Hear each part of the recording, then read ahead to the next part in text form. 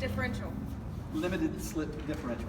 Limited slip differential. So it has the BMW M Performance limited slip differential. That's a part of this package. What does that mean? The limited slip differential is the rear, so it's performance oriented to shift the power from side to side under heavy acceleration and proper to get you maximum acceleration. Okay. So it can shift the power from side to side in an optimal performance. Your top speed is significantly impacted on how air flows around the vehicle. So you can add, that can pick you up a few miles per hour on the top end. Absolutely. Last but not least, Sean's got The last gift. Okay. Go, It's gonna Sean. be a BMW M Performance carbon fiber exhaust pipe.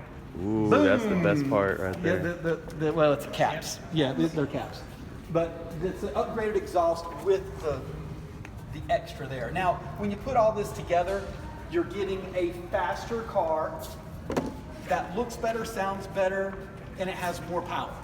So all that together, it brings up something that is bigger than the sum of the individual parts, because all together it looks good, it sounds great, it's got more power. So this is the fastest non-M3 series you can get. 35 horsepower, it's 355 horsepower.